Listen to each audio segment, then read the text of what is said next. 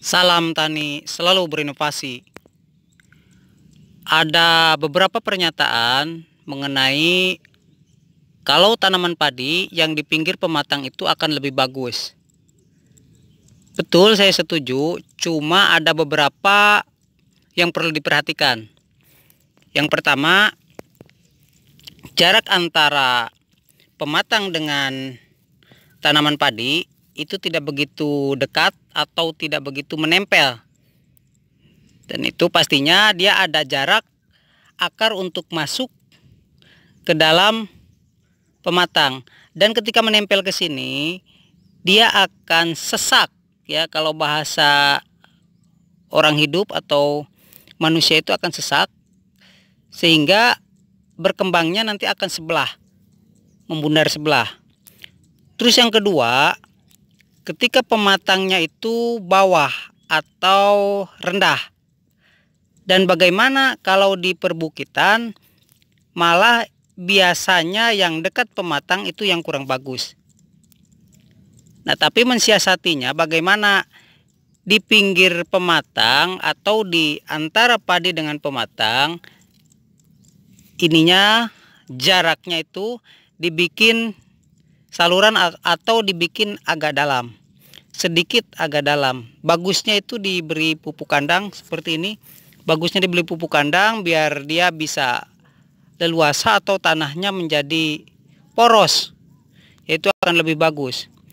Terus bagaimana untuk memaksimalkan ketika tanaman berpendapat bahwa di pinggir pematang itu lebih bagus dan diterapkan melalui legowo. Ya, melalui legowo. Nah, itu ada beberapa teknik supaya hasilnya maksimal. Ini saya terapkan. Ini kalau bahasa di Karawang ini namanya okeman. Ya, atau kalau misalkan boleh silahkan ya, terserah bahasanya. Yang penting seperti ini, dikurangi 1. Dan kalau mau hasilnya maksimal, itu di tengah-tengah dibikin agak dalam.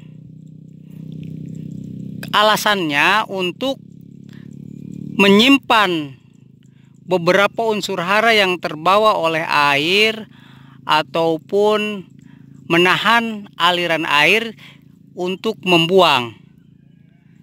Ya, jadi unsur hara akan menyimpan di sini, di saluran ini, dan mengendap dan dimanfaatkan oleh beberapa tanaman yang ada di jalur ini. Dan itu hasilnya akan maksimal. Ini airnya ketika kering juga dia akan lembab ataupun akan terus tergenang, tapi yang pinggirnya tidak tergenang. Dan ini akan menjaga kestabilan kanan kirinya masuk melalui pori-pori gitu. Nah, seperti ini tidak saya genangi. Untuk atasannya hanya macak-macak, tapi yang tengahnya ini masih berair dan kedalamannya masih lumayan, paling 10 sentian kurang lebih. Dan itu bisa bermanfaat untuk tanaman karena mineral yang ada di sini, seperti saya pemupukan, misalkan pupuk tabur baik itu kimia ataupun organik, air pastinya dia akan mengumpul di sini, akan terkumpul di jalur ini. Dan paling banyak pastinya kandungan nutrisi yang ada di sini. Itulah manfaatnya. Dan kalau misalkan tidak dibuat jalur, biasanya tapak dari aplikasi setiap spray itu membuat jalur sendiri. Dan alangkah baiknya supaya hasil maksimal, cuma tarik menggunakan kedebong pisang atau apa, silahkan teknisnya. Yang penting membuat saluran seperti ini. Ini lebih bagus. Dan kesananya pastinya akan merata pertumbuhannya. Ini jalur untuk antar barisan. Dan ini juga bisa dimanfaatkan ketika mau diterapkan mina padi atau menggunakan atau tanam ikan sambil bertanam padi, juga bisa budidaya bebek.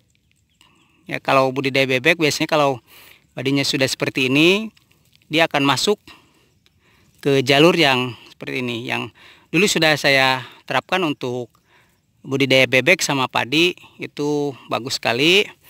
Dan ada juga yang menerapkan parlabek, pare, lauk, bebek gitu. Jadi ada 3 unsur bersamaan. Nah, itu pun harus organik. Kalau kimia ya nanti mati ya ikannya.